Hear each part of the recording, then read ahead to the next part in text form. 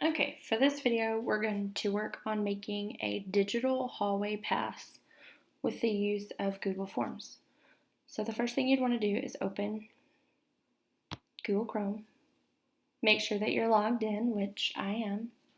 I'm going to open up all the Google apps, and I'm going to head over to Forms.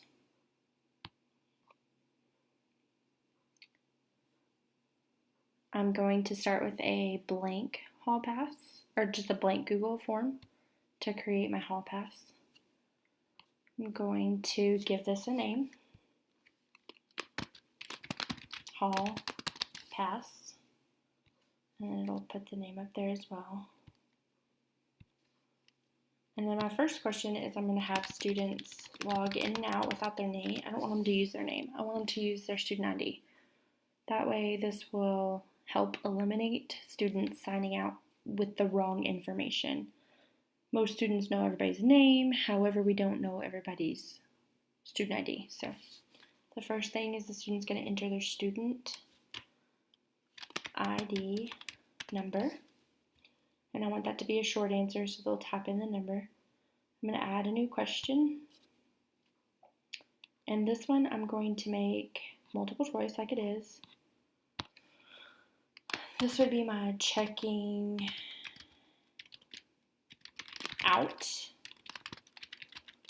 Where are you going? Are you headed to the restroom? Are you headed to the nurse? Are you headed to the office? Or we're also going to say other. This, if the student checks it, then they would have to type in other. So we'll leave that. And then our next question is going to be simple. Checking in. And there's only going to be one option, and that would be to return to classroom. This is where a Google Form Hall Pass becomes brilliant, is in your responses. So in the responses, I want to turn on, see it says create a spreadsheet. I want to do this. And I'm going to leave that name, and I'm going to say create. This is going to timestamp every entry. So it'll have a timestamp for when my student uses their student ID and checks out. Then I'll have a timestamp when my student uses their ID and checks back in. So I'll be able to say the student was out of my classroom from 9:02 to 9:15 if I were to be asked. I always like to take the first row, and I think it's format. No, of course. View. I like to freeze row 1, just so that way as I get more, if you'll see right here, the numbers are going down. As I get a lot, then this information would stay at the top. I'm going to align it, and I'm going to make it bold. And this one, I want it to start at the front. Okay, I'm just going to make it a little bit bigger. So, now what does this look like? We're going to come over here and we're going to do a test. Oops, I got out of it, sorry, I'll pass. We're going to go to the view. Right now we're in the editing portion of the form. If we click this, it'll show us what the preview would look like. So we're going to say test. 1, 2, 3, 4. I'm going to the restroom, and I'm going to submit. So you would have to instruct your students that they need to only check whether they're going out or in. They don't need to fill that out at the same time. It's been maybe a minute. Let's submit another. So we're going to say test 1, 2, 3, 4. I went to the restroom, and now I'm returning to class. Submit. So over in our view, let's go back to the editing, because as the teacher you will have editing. You can see that 2 responses just popped up.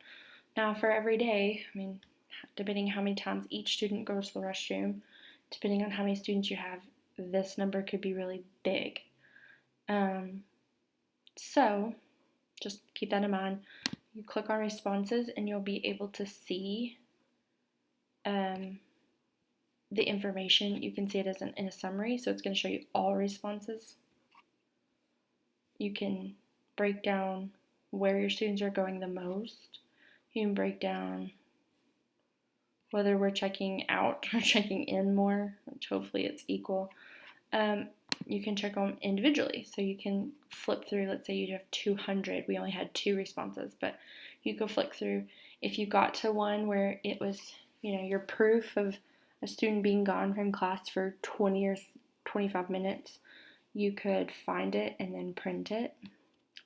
What I like is as we turned on the sheet, so up here, we can see, here's our timestamp, which it is in military time. I'm sure you can change that though. But we can see when the student left and when the student returned. So this is the time they went to the restroom, this is the time that they returned to class. What makes this even more accessible for students is I have an extension on Google. You can look these up. This is called Google QR Shortener. But it also has access to create, so I'm going to look at the preview version. And if I click this, it'll allow me to shorten the link or to make a QR code. So I'm going to take a picture of this QR code, because when my students use a QR code reader from their desk, they can scan this code and it's instantly going to pull up this pass.